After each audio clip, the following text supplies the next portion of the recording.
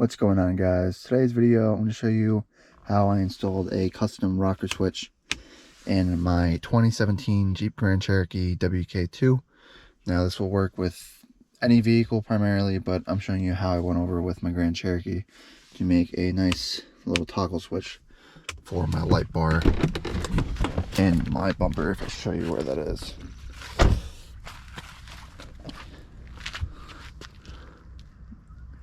Nice discreet look. The Jeep is filthy, don't mind that, but I figured I'd bring you guys a quick little video on how I ran the wiring, how I mounted the switch. It was very simple. It took probably 15-20 minutes, but so pretty much all I did to get this center console tray out, lift up your center console lid, grab this piece here, you'll feel a piece underneath. Don't grab that. If you grab like this corner here, just give it a little tug up. Same thing on the other side, give it a little tug up. There's gonna be clips all around edges, just follow it up. Just give it a little tug, come up to the front, give that a little tug. This whole thing is loose. And now if I prop you guys underneath, I'll take it all apart, but you got a few wiring harnesses. This will only be here if you have the terrain control or the air suspension module.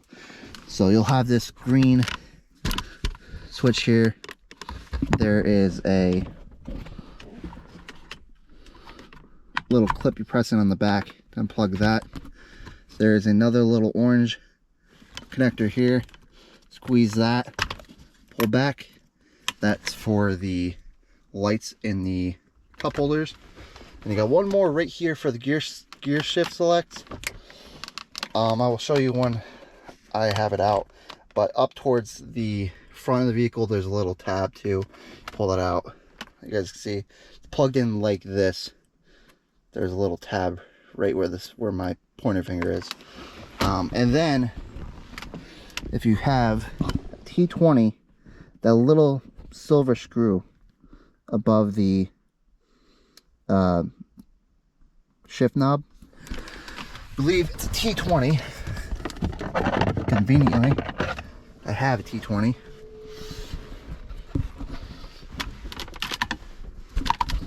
Hold this just like that. It's kind of a little tough to get to, but unscrew that, break it loose. Alright, had to do a little jump cut because I was struggling a little bit, but this is the little torque screw, as you guys can see. Like I said, it's a T20. Just be careful not to strip it. But once everything is unplugged, I have the little switch here, as you guys can see. I'm using 3 little spade connectors. If I remember correctly how it's wired, the top is your ground, the middle is your power in, so that gives you the light for the backlight for the switch, and then the bottom is your power out, which is going to the accessory that you're powering. So let me unplug this real quick. I'll show you guys back in my toolbox how I drilled out the little hole here and how the switch fits up. So let me take you guys out to that real quick. So that's what I got. So like I said, the gold prong, the top, is going to be your ground. The middle is your power in. Like I said, that controls the backlight to the switch. And the bottom is your power out that goes to your accessory. So once that little T20 silver screw is out, this literally just lifts up. Actually pull your shift knob up, and then that will cause this whole trim bezel piece to come out. So if I can get it, these screws, that's everything. If I show you, this was the cup holder light. Like I said, there's a little push tab here. The green wire connector for the terrain select, push tab here, and the shift indicator light, a little push tab here, and then that's where your threaded T20 screw goes. And then this is the wiring for the switch itself. So like I said, you can loosely tell where I wired it. I'll go distinctly in that after, but first let me get this over to the toolbox. I'll show you how I drilled out the hole. Really simple. All right, so very simple. Like I said, you're going to want to take your trim piece, decide where you want to mount it. For this instance, I flipped it over. I got a little center punch, and before I pre-drilled, I center punched a hole. You guys don't know what a center punch is?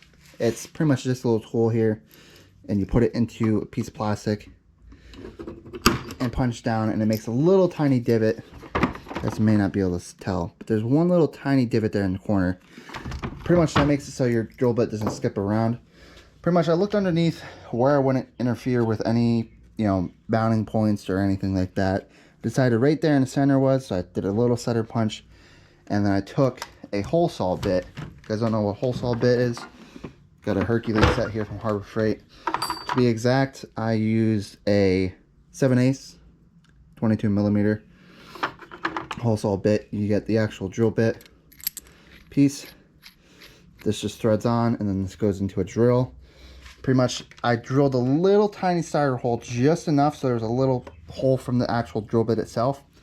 Then I flipped it over and started drilling through that hole that I made, and pretty much just cleared it out. And that gave me that, and then I did like a little tiny smidge of filing. To give you guys a better example, this is the exact piece that came out of there. So I had the little starter hole that was drilled from the back, and I flipped it around, and then using that little starter hole, I made this round hole here. Got another picture. Started from the back, just enough to where it can get a hole like that. And I flipped it around, drilled it from the top, and that is what fit and made me that perfect hole. And you guys can see, this is the switch. It fits in perfectly. You guys can see, nice and flush. And there is little squeeze tabs on the back. It fits perfectly to where you pretty much don't have to squeeze them out, but these are the little squeeze tabs I was talking about to get the switch out. But like I said, just put it in, push. It's nice and flush, as you guys can see. And like I said, the back here, you can easily plug in and wire the switch. So let me get this back all put together back in the Jeep, and then I'll give you guys a quick rundown on how I ran the wiring to the engine bay. And real quick, before I put this back in the Jeep, if you guys want a quick tip on how to make the installation process easier, you can actually remove this whole bezel piece just by lifting it around. There's a spring here, spring here, spring here, and spring here. Just squeeze and give it a little push out. Same thing on the other side, just squeeze to push out. And then just pull this out. And then you could just easily plug this in with that green connector and then push this in last, and it'll make installation so much easier, as you guys will see. So we're gonna go back to Jeep, get everything back installed. So now that we're back inside the Jeep for the reassembly, just keep this little piece to the side. Like I said, if you have the little tray, because you don't have the air suspension and terrain modes, just like I said, keep it to the side. It'll make everything a lot easier. You're gonna want to start by plugging all your wiring connectors back. So to start with the light for the gear select, like I said, that little push tab is going to go up towards the front until you hear a click. Then you're going to want to put your bit back on for the most part to align everything up. Get that out of the way.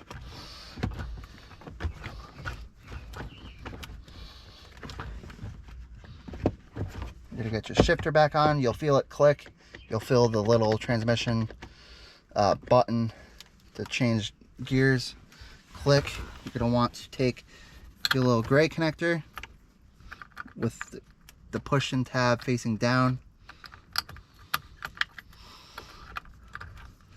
Plug that back in for the cup holders. I'm going to take our little switch out. I'm going to grab the 3 wires. Make sure not to touch them together, because they will sparking short, so just be careful. Pull them up and through. And like I said, how I wired them before, you're going to do your black, which is your ground, on the gold post. Do your white, which is your power in. Plug that in, and as you guys will see, the switch will light up blue, so that's your power in. Put that in the middle prong. Your red, which is going to be your power out, that's going to power your accessory or your light or whatever, and you plug that in. And like I said, make sure it's nice and tidy how you want it.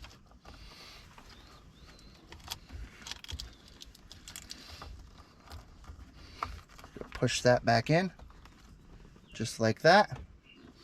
And then, once everything is in spot, you don't want to forget your screw for your shifter.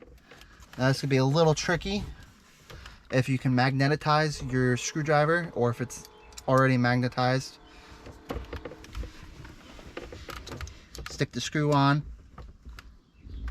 and just get it started in the shifter hole.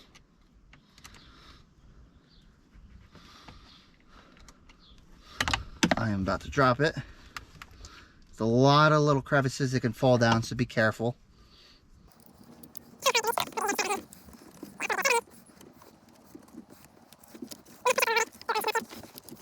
You also have to make sure your shifter is down all the way, because that's why it wasn't threading it for me. Get it started. Take your T20, tighten down that screw.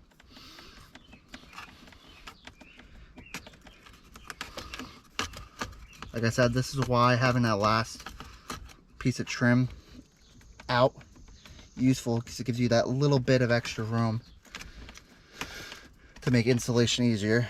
So you're going to get that just hand tight. Don't want to go too crazy torquing it down. There's no need. It's just a little screw. Don't want to strip it out. Pull that out for the time being. You're going to want to push down. Make sure your clips are lined up. Push down and hear everything click. It's just like that. Make sure your switch is in. Validate that your switch works. So that's off. That's on. I do have power, so that is good. And then you're going to take that little green connector and you're going to plug it in the back there. And then that springs in, pops in there. And I'm going to put that little trim piece back. A little rubber mat. And that is installation back up. Now I'm going to put you back on my little handheld attachment and give you guys a quick rundown of how I did the wiring and how I routed it to the battery. Alright, and now that everything is back together, your switch is installed, we're going to go over quickly how I ran the wiring to the engine bay to the battery power source. So quickly, like I said, you guys saw I had the wire loom come up right about through here. We're gonna pull apart my switch for my emergency blue lights I have up here. I'll have a separate video out for that. But literally, all you're gonna do is there's little clips up top here. Just give this a little bit of a pull. You guys will see.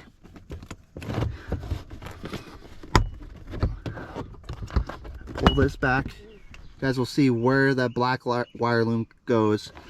Just routed it underneath the dash here, underneath the steering column here. Be careful, this is the airbag, so you don't want to fuck with this. But if you do remove it, make sure your battery is obviously connected. You wait at least 15-20 minutes to get the capacitors to power down, and then you can mess with the airbag if you choose to. I wouldn't. Personally, I didn't. But like I said, I ran it through here, tucked it up behind the dash here. There's two little Christmas tree clips here and here. I pulled those down so I could push it up. And then to get this trim piece out, just pull your weather stripping aside. And then you're gonna give this piece of trim, you're gonna pull out and down.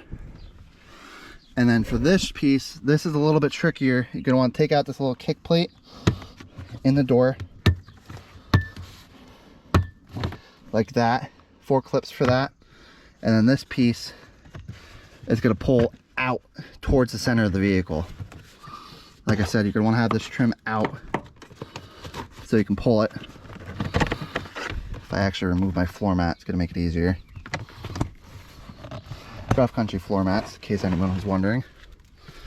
Toss those out to the side, and then you're going to pull this trim piece out. The little funky, the pull out, there's an alignment post here, and this is your little clip that clips in here, and then your alignment hole goes in here and here. And then you guys can see it comes out here right next to the e-brake. I had the old connector go up through here as one of those click style button switches. I wasn't fond of those. I could show you it after, but I chopped the connector, did all my wiring here, and then the actual wiring that goes to the engine bay starts here. I kept it here so if there's any repairs or any issues with the wiring, it's easy to get to. And like I said, it comes out through where that alignment hole is, comes out through here. You'll have a factory grommet. Just get an aftermarket grommet, make a little slit in it, and it comes up through the door jamb into the engine bay right there. I have an Overland model. I couldn't for the life of me find a clear passage hole through the firewall. Preferably that's what you're gonna do. I have never had an issue running stuff through the door jamb like this. It hasn't gotten pinched. The likelihood of it getting pinched isn't high, but it can happen. But like I said, I didn't want to drill a hole through the firewall because that can have a bunch of issues with it. This little grommet doesn't get any water through it, and it's just as easy as trying to snake a wire through the firewall. You guys are wondering, this is for the blue lights. Ignore that. But the lower trim levels have passage ports, but the Overland and the Summit that have air suspension, they have all sorts of air lines and wires and everything that go through those open passage holes on the lower trim levels. So like I said, that's why I'm running it through the body up the door jamb into the engine bay.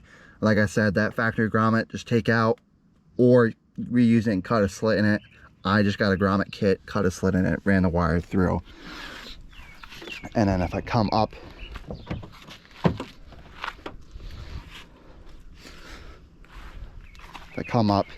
you're wondering why the door stopped. I forgot why the stripping's out. Pop your hood, and it'll come up right here into your fender.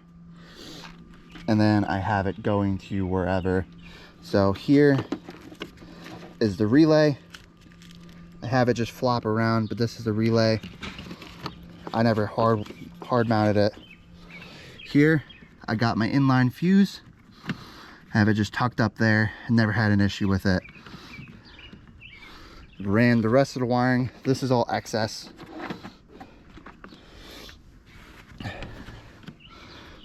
The fuse and everything for the power wire goes over, and this is more wire that goes over the top.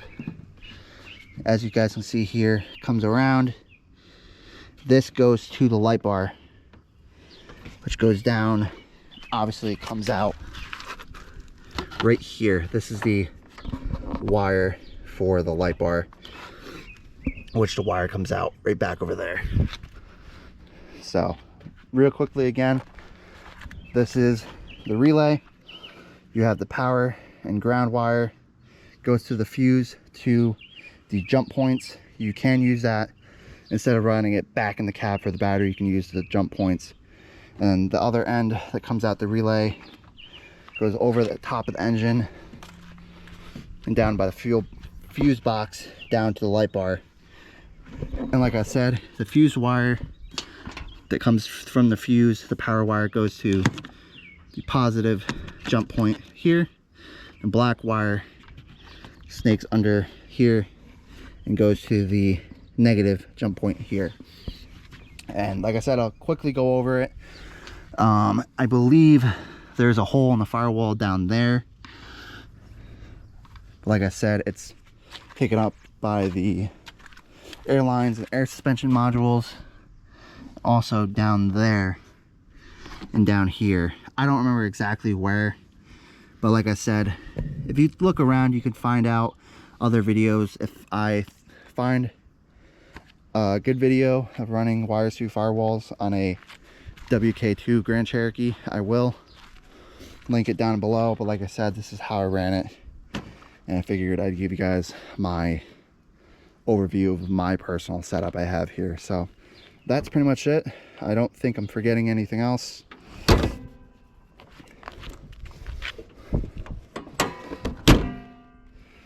I'll actually quickly go back over what my old switch looked like for reference. If you guys would like a toolbox tour, let me know. I have a 72-inch US General Series 3 box. I'll show you guys what I got inside. But this was the old switch I was using. It's one of the factory switches that comes with the wiring for the rough country light bars. Not too fond of it. It's nice because it's a stick-on, so you just stick it to wherever. Like I said, I had it mounted right below the fuel door switch, but I wasn't fond of it. Couldn't easily press it and keep my hand on the wheel and stuff for when I was running it at night. But this was the factory switch. This was the little pigtail connector, and you guys can see where I chopped it and spliced it into my spools of wire, which I have here. And this is just simple 16 gauge automotive wiring wire. So I'll stick this back in here, and yeah, that's pretty much it. That's my video on how I ran the wiring and how I mounted a custom switch for my light bar on my 2017 Jeep Grand Cherokee WK2 Overland. Like I said, this works for the WK2 models. I don't remember the exact model range, 2010 to 21, I believe, or 2010 to 2020. I don't know. You'll see this shit in the title. So if you guys have any questions, feel free to link them down below. I'll be happy to answer any questions you guys got. And if you guys have any video ideas or anything you want to know about my Jeep, just comment down below. Leave a like if you enjoyed, and subscribe for more. Peace out.